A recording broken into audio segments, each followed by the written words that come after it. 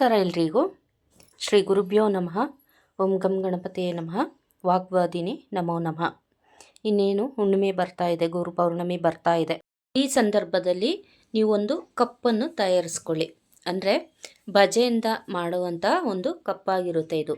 ಇದು ಯಾವುದಕ್ಕೆಲ್ಲ ಆಗಿ ಬರುತ್ತೆ ಅಂತ ಹೇಳಿದ್ರೆ, ಈಗ ನೀವಾಗಲೇ ನೋಡಿದ್ದೀರ ಪೋಸ್ಟರಲ್ಲಿ ಯಾವುದಕ್ಕೆಲ್ಲ ಆಗಿ ಬರುತ್ತೆ ಅಂತ. ಅದನ್ನ ಹೇಗೆ ಮಾಡೋದು ಅಂತ ಕೂಡ ಹೇಳ್ಕೊಡ್ತೀನಿ. ಇದು ನಿಮಗೆ ಧನಾಕರ್ಷಣೆಗೆ ತುಂಬ ಚೆನ್ನಾಗಿ ಕೆಲಸ ಮಾಡುತ್ತೆ. ಹಾಗೆ ಲಕ್ಷ್ಮೀ ಕಟಾಕ್ಷ ಕೂಡ ನಿಮ್ಮ ಮೇಲೆ ಇರುತ್ತೆ. ನೋಡಿ, ಇದೊಂದು ಕಪ್ಪು ನೀವು ಹಣೆಗೆ ಹಚ್ಕೊಂಡ್ರೆ ನಿಮಗೆ ಸರ್ವ ಜನಗಳು ಆಕರ್ಷಣೆ ಆಗ್ತಾರೆ. ನೀವು ಒಂದು ವ್ಯಾಪಾರನೇ ಮಾಡಿರ್ಬೋದು, ಅಂಗಡಿನೇ ಇಟ್ಟಿರ್ಬೋದು, ಅಥವಾ ಬೇರೆ ಬಿಸ್ನೆಸ್ ಏನಾದ್ರು ಮಾಡಿರ್ಬೋದು. ಈ ಸ್ಯಾರಿ ಬಿಸ್ನೆಸ್ ಆಗಿ, ಜ್ಯುವೆಲರ್ಸ್ ಬಿಸ್ನೆಸ್ ಆಗಲಿ, ಬೇರೆ ಯಾವುದಾದ್ರೂ ಬಿಸ್ನೆಸ್ ಅಂತಲೇ ಅಂದ್ಕೊಳ್ಳಿ. ಈಗ ಜನ ಬಂದ್ರೇ ಅಲ್ಲಿ ವ್ಯಾಪಾರ ಅನ್ನೋದು ಆಗೋದು. ಜನ ಬರೋದಿದ್ದರೆ ಏನೂ ಆಗೋಲ್ಲ. ಒಂದು ಹೋಟೆಲ್ ಆಗಿರ್ಬೋದು, ಕ್ಯಾಂಟೀನ್ ಥರನೇ ಆಗಿರ್ಬೋದು, ಅಥವಾ ಜ್ಯೂಸ್ ಅಂಗಡಿಗಳು ಅಂತ ಹೇಳ್ತಾರೆ ಆ ಥರನೇ ಆಗಿರ್ಬೋದು, ಒಂದು ಗ್ರಂಥಿಗೆ ಅಂಗಡಿನೇ ಆಗಿರ್ಬೋದು. ಪ್ರತಿಯೊಂದು ಬಿಸ್ನೆಸ್ ಅಂತ ಹೇಳಿದ್ರೆ ಅದು ಚಿಕ್ಕದ್ರಿಂದ ದೊಡ್ಡ ಮಟ್ಟಿಗೆ ಅಂತಲೇ ಅಂದ್ಕೊಳ್ಳಿ. ಹಾಗೆಯೇ ಕೆಲವೊಬ್ಬರು ಶಾಸ್ತ್ರಗಳೆಲ್ಲ ಹೇಳ್ತಾ ಇರ್ತಾರೆ, ಅಥವಾ ಅವ್ರಿಗೆಲ್ಲ ಗೊತ್ತಿರುತ್ತೆ ಇದೆಲ್ಲ. ಆದರೂ ಹೇಳ್ತೀನಿ, ಯಾರಿಗೆಲ್ಲ ಗೊತ್ತಿಲ್ಲ ಅವ್ರು ತಿಳ್ಕೊಳಕ್ಕಾಗುತ್ತೆ. ತುಂಬ ಚಿಕ್ಕ ತಂತ್ರ ಇದು ಮಾಡೋವಂಥದ್ದು. ಹಾಗೆ ಬೇರೆ ಏನಾದರೂ ನೀವು ಬಿಸ್ನೆಸ್ ಮಾಡ್ತಾಯಿದ್ದೀರಾ, ಅಥವಾ ವ್ಯಾಪಾರ ಮಾಡ್ತಾಯಿದ್ದೀರಾ, ಅಥವಾ ಈ ಸೋಷಲ್ ವರ್ಕ್ ಏನಾದ್ರು ಮಾಡ್ತಾಯಿದ್ರೂ ಇದು ನಿಮಗೆ ಒಂದು ಒಳ್ಳೆ ಉಪಯೋಗ ಬರುತ್ತೆ, ಅನುಕೂಲ ಆಗುತ್ತೆ ಅಂತಲೇ ಹೇಳ್ಬೋದು. ಹಾಗಿದ್ರೆ ಬನ್ನಿ, ಈ ಧನಾಕರ್ಷಣ ಒಂದು ತಂತ್ರನ ನಾವು ಯಾವ ರೀತಿ ಮಾಡ್ಬೋದು, ಜನಾಕರ್ಷಣೆ ತಂತ್ರನ ಬಜೆ ಮೂಲಕ ಯಾವ ರೀತಿ ಮಾಡ್ಬೋದು ಅಂದರೆ, ನೀವು ಬೆಳಗ್ಗೆ ಪ್ರಾತಃ ಕಾಲಕ್ಕೆ ಹೇಳಬೇಕಾಗುತ್ತೆ. ಹುಣ್ಣಿಮೆ ದಿನ, ಇದು ಹುಣ್ಣಿಮೆ ದಿನವೇ ಮಾಡಬೇಕಾಗಿರೋದು. ಹುಣ್ಣಿಮೆ ದಿನವೇ ಮಾಡ್ಕೊಳ್ಳಿ.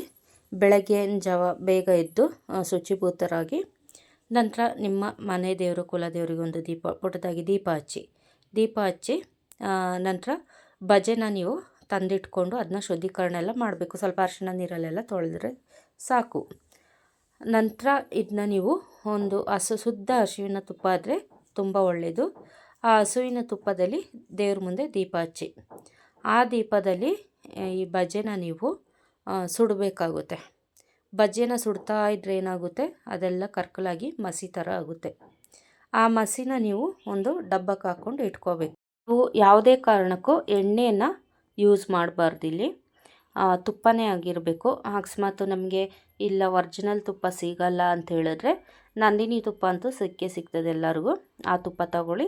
ಹಾಗೆ ದೀಪ ಕೂಡ ಹೊಸದಾಗೇ ಇರಲಿ, ಬತ್ತಿ ಕೂಡ ಹೊಸದು ಹಾಕ್ಕೊಳ್ಳಿ. ಇದಿಷ್ಟೆಲ್ಲ ಹಾಕ್ಕೊಂಡಾದ್ಮೇಲೆ ಆ ಬಜೆಗೆ ನೀವು ಪೂಜೆ ಮಾಡಬೇಕು. ಯಾವ ರೀತಿ ಅಂತ ಹೇಳಿದ್ರೆ, ನಿಮಗೇನು ಸಂಕಲ್ಪ ಇದೆ, ಧನಾಕರ್ಷಣೆ ಹಾಗೆ ಜನಾಕರ್ಷಣೆ ಆಗಬೇಕು ಅಂತ ಏನು ಸಂಕಲ್ಪ ಇದೆ, ಆ ಥರ ನೀವು ಆ ಬಜೆಗೆ ಪೂಜೆ ಮಾಡಬೇಕು. ಸ್ವಲ್ಪ ಅರಿಶಿಣ ಕುಂಕುಮ ಹಚ್ಚಿ, ನಾನು ಇಂಥ ಒಂದು ಕಾರ್ಯಕ್ಕೆ ನಿನ್ನ ಬಳಸ್ಕೋತಾ ಇದ್ದೀನಿ, ಅಂದರೆ ನಿನ್ನ ಉಪಯೋಗಿಸ್ಕೋತಾ ಇದ್ದೀನಿ, ನನಗೆ ಸಕಲವು ಆಕರ್ಷಣೆ ಆಗಲಿ, ಅಥವಾ ಧನಾಕರ್ಷಣೆ ಆಗಲಿ, ಅಥವಾ ಜನಾಕರ್ಷಣೆ ಆಗಲಿ ಅಂತಲೇ ಹೇಳ್ಕೊಳ್ಳಿ. ಇದು ಅದಕ್ಕೆ ಅಂತಲೇ ಮಾಡ್ತಾ ಇರೋದಿಲ್ವ. ಸೊ ಹಾಗೆ ಹೇಳ್ಕೊಂಡು ನೀವು ಇದನ್ನ ಪೂರ್ಣ ಪ್ರಮಾಣದಲ್ಲಿ ಸುಡಬೇಕು. 1-2 ಇಂಚೋ 5 ಇಂಚೋ ತಗೊಂಡು ನೀವು ಅದನ್ನ ಪೂರ್ಣ ಪ್ರಮಾಣದಲ್ಲಿ ಆ ತುಪ್ಪದಲ್ಲಿ ಸುಟ್ಟಾಗ ಆ ತುಪ್ಪದ ಎಣ್ಣೆ ಕೂಡ ಅದರಲ್ಲೇ ಇರುತ್ತೆ. ಒಂಥರ ಆಯಿಲಿ ಥರ ನಿಮಗೆ ಬರುತ್ತೆ. ಅದಕ್ಕೆ ಒಂದೇ ಒಂದು ಚೂರು ಪಚ್ಚ ಕರ್ಪೂರ ಅಂದರೆ ಭೀಮಸೇನೆ ಬರುತ್ತಲ್ಲ, ಅದನ್ನ ಒಂದು ಚಿಟಿಕೆ ಹಾಕಿ, ನಂತರ ನೀವು ಎಲ್ಲಾದರೂ ಹೊರಗಡೆ ಹೋಗುವಾಗ, ಅಥವಾ ನೀವು ಶಾಸ್ತ್ರ ಹೇಳೋಕ್ಕೆ ಕೂತ್ಕೊಂಡಾಗ, ಅಥವಾ ಓದಲಿಕ್ಕೆ ಕೂತ್ಕೊಂಡಾಗ, ಪ್ರತಿಯೊಂದು ಕೆಲಸಕ್ಕೆ ನೀವು ಹೊರಗಡೆ ಹೋದಾಗ, ಅಥವಾ ನಿಮ್ಮನ್ನ ಯಾರಾದ್ರು ನೋಡೋಕ್ಕೆ ಬರ್ತಾರೆ ಅಂದರೆ, ಯಾವುದಾದ್ರು ವ್ಯವಹಾರ ಆದಮೇಲೆ ನಿಮ್ಮನ್ನ ಯಾರಾದರೂ ಕಾಣಕ್ಕೆ ಬರ್ತಾರೆ ಅಂತ ಹೇಳೋ ಟೈಮಲ್ಲಿ ಈ ಒಂದು ಕಪ್ಪನ್ನು ನೀವು ಹಣೆಗೆ ಹಚ್ಕೋಬೇಕು. ಹಚ್ಕೊಂಡಾಗ ಸಕಲ ಕೆಲಸಗಳು ಸಕ್ಸಸ್ ಆಗುತ್ತೆ. ಇದು ಹುಣ್ಣಿಮೆ ದಿನವೇ ಮಾಡಬೇಕು. ಈಗಾಗಲೇ ಹೇಳಿದೆ, ಅದು ಬೆಳಗಿನ ಜಾವ ಮಾಡಿದ್ರೆ ತುಂಬ ಒಳ್ಳೆಯದು. ಈಗ ಬೆಳಗಿನ ಜಾವ ಮಿಸ್ ಆಯಿತು, ನೆಕ್ಸ್ಟ್ ಯಾವ ಟೈಮಲ್ಲಿ ಮಾಡಬೇಕು ಅಂತ ಹೇಳಿದ್ರೆ, ನೀವಿದನ್ನ ಗೋಧೂಳಿ ಸಮಯದಲ್ಲಿ ಮಾಡ್ಬೋದು. ಅಂದರೆ ಸಂಜೆ ಸಮಯದಲ್ಲಿ 5:30 7 ಗಂಟೆ ಒಳಗೆ ಮಾಡ್ಬೋದು. 6:30 ಒಳಗೆ ಮಾಡಿದ್ರೆ ತುಂಬ ಒಳ್ಳೆಯದು. ಆದರೆ ನೀವಿದನ್ನ ಮಾಡುವ ಸಂದರ್ಭದಲ್ಲಿ ಹುಣ್ಣಿಮೆ ತಿಥಿ ಇರಲೇಬೇಕು.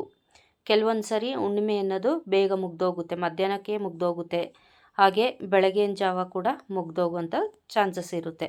ಆ ಹುಣ್ಣಿಮೆ ತಿಥಿ ನೋಡಿಕೊಂಡು ನೀವು ತದನಂತರ ಈ ಒಂದು ತಂತ್ರನ ಮಾಡಬೇಕಾಗುತ್ತೆ.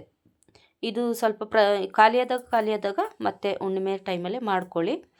ಇದು ಸ್ಟಾರ್ಟಿಂಗಲ್ಲಿ ನಿಮಗೆ ಗೊತ್ತಾಗುತ್ತೆ ಇದ್ರದ್ದು ಎಫೆಕ್ಟ್ ಹೆಂಗಿರುತ್ತೆ ಅಂತ ನಿಮಗೆ ಗೊತ್ತಾಗುತ್ತೆ. ಇದು ಯಾಕೆಂತ ಹೇಳಿದ್ರೆ ಇದು ಅತ್ಯಂತ ಶಕ್ತಿಶಾಲಿಯಾದಂಥ ಒಂದು ತಂತ್ರ. ಭಜೆಯಿಂದ ಕೂಡ ನಾವು ಲಕ್ಷ್ಮಿನ ಆಕರ್ಷಣೆ ಮಾಡಬಹುದು. ಇನ್ನು ಭಜೆನ ನಾವು ಮೆಡಿಷನ್ ಆಗು ಕೂಡ ಆಯುರ್ವೇದಿಕಲ್ಲಿ ಉಪಯೋಗಿಸ್ತಾರೆ. ಇದರಿಂದ ತುಂಬ ಉಪಯೋಗಗಳಿದೆ. ಹಾಗಾಗಿ ಇದೊಂದು ತಂತ್ರನ ಮಾಡ್ಕೊಳ್ಳಿ.